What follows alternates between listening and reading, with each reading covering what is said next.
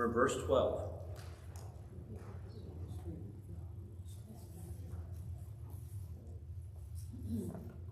But I want you to know, brethren, that the things which happened to me have actually turned out for the furtherance of the gospel, so that it has become evidence to the whole palace, guards, and to all the rest, that my chains are in Christ, and most of my brethren to the Lord have become confident by my chains, and are much more bold to speak the words without fear. You know, Paul's saying, you know, he's going through a lot of stuff. Every time he goes and preaches the gospel, he's put in prison, don't he? And he's saying, wait a minute here, brother. He says, what's happened to me has actually turned out for the furtherance of the gospel. It's not a bad thing. You know, we look at a lot of stuff and we look, it didn't go our way. What happens? We get upset, don't we? When we get upset, maybe it's God changing our plans and something's going to work out better for us. We got to realize that, because here's Paul. He don't want to be in jail. But guess what? He's making the best of it. He said because in evidence, he's got to talk the gospel to the palace guards and to all the rest of the prisoners in chains. He's done this all in Christ, isn't he? He's in chains, but he's still being able to spread the gospel.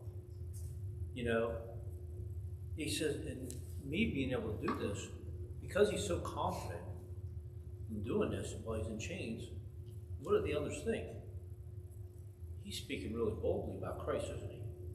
If somebody sees you're willing to actually sacrifice your life for Christ, they're going to see it's real, aren't they? If somebody is not that way, then we know it's fake. We know they're fake. But let's keep going on. In verse 15, he says, indeed, some preach Christ even from envy and strife, and some also from goodwill. The former preach Christ for selfish ambitions, not sincerity, supposed to add affliction to my chains. So while he's in prison here, what's happening is others are going out and preaching the gospel. But guess what?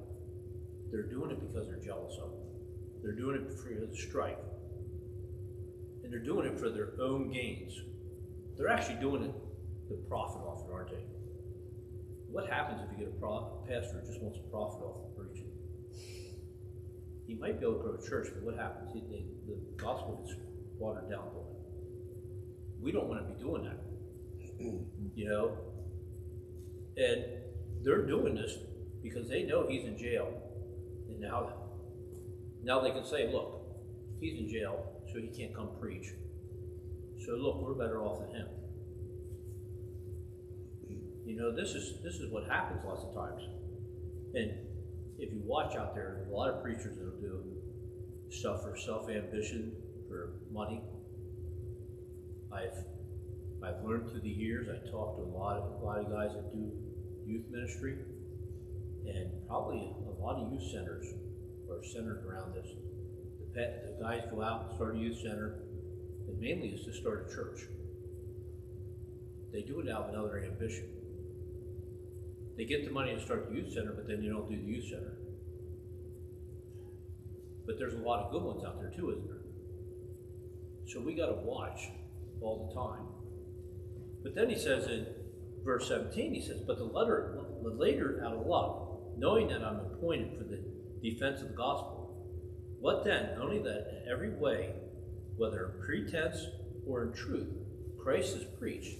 And in this rejoicing, yes, and will rejoice. So, he's doing the defense of Christ, the gospel, isn't he? He's talking about the gospel. And the thing is, no matter what, he's going to give the truth. You know, he's preaching what he knows. And he rejoices through all this time. Do we rejoice through our afflictions? A lot of us don't. You know, we're supposed to rejoice. And Paul was good at this. He didn't give up. Even when the going got tough, he continued sharing the gospel. And that's what we're called to do. And then he goes in verse 19, he says, for I know that this will turn out for my deliverance through your prayers and supplies of the Spirit of Jesus Christ, according to any of my earnest expectations and hopes, that in nothing I shall be ashamed, but with all my boldness as always. So now also Christ will be magnified in my body, whether by life or death. For to me to live is Christ, and to die is gain. But if I live on in the flesh, this will mean fruit for my labors. Yet what I choose, I cannot tell, for I am hard pressed between the two, having despair to depart and be with Christ, which is far better. Nevertheless, remain of flesh is more needed for me.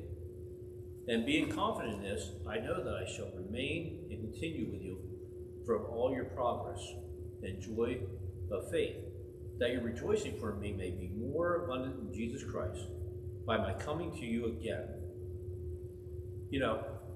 He starts out, he says he's praying for deliverance, that the Spirit of Jesus Christ will be shown through him.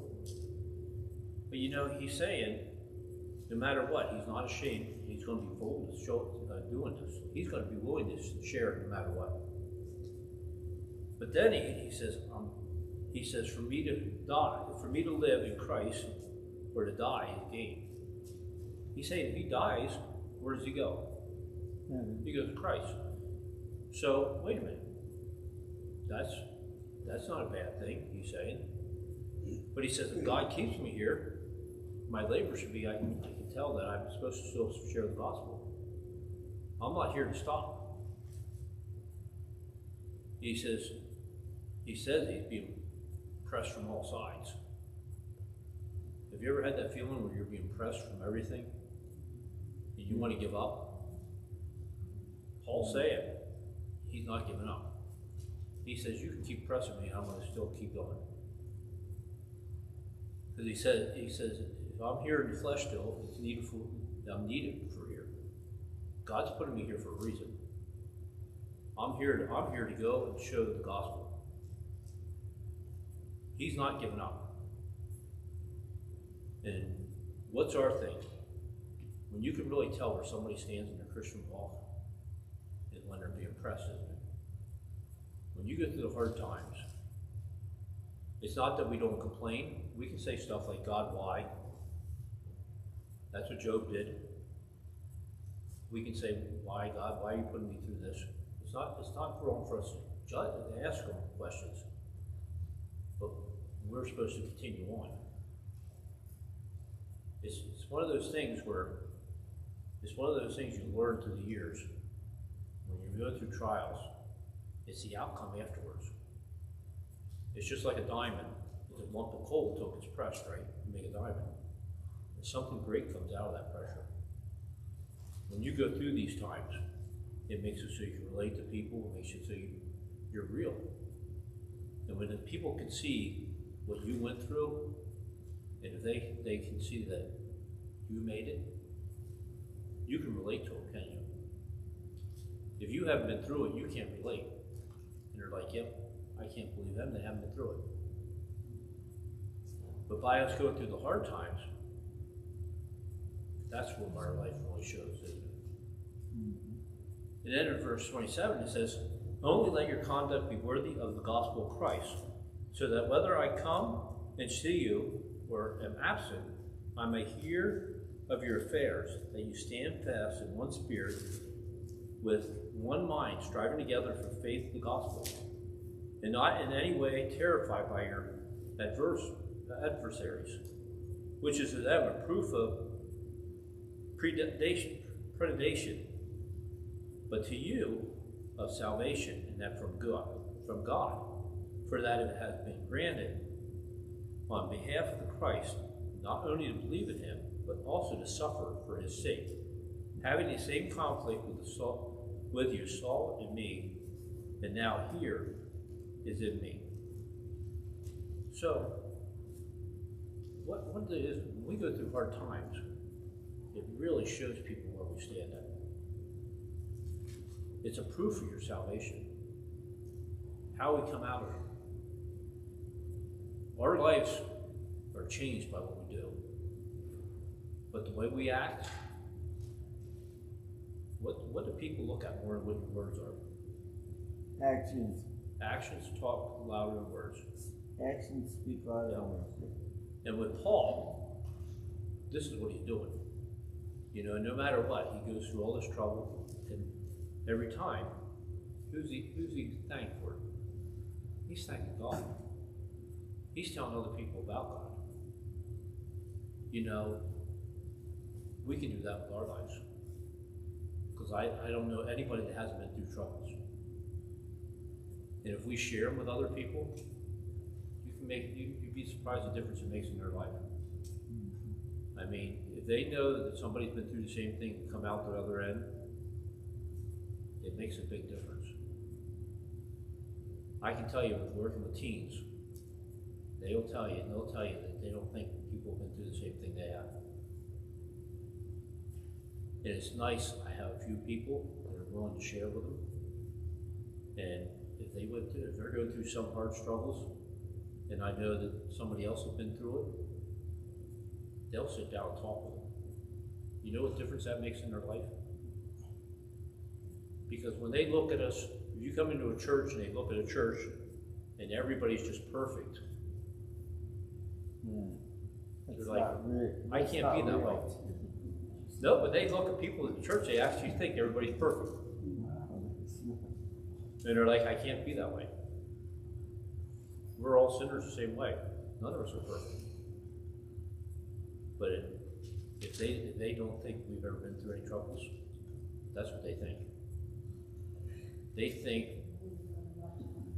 think the Christian walk, when you're a Christian, you don't have any trouble. But let's tell you, there's not a single one of us that have it and still don't go through them. But we rely on God for them, don't we? And that's what Paul's big thing is. Our proof of our salvation is what we put God first. We put God through we let him carry us through. And that's what Paul's trying to get through to us this first one. You know, he's going through the hardships. He's being beat. He's being tortured in different spots. But he's saying, hey, you guys are going through troubles too. Stand strong. Keep walking. And make sure that you're standing for Christ. Make sure you're willing to share the gospel and be a light to the other people. Because that's what he was, and now that's how he changed lives. Let's go to prayer.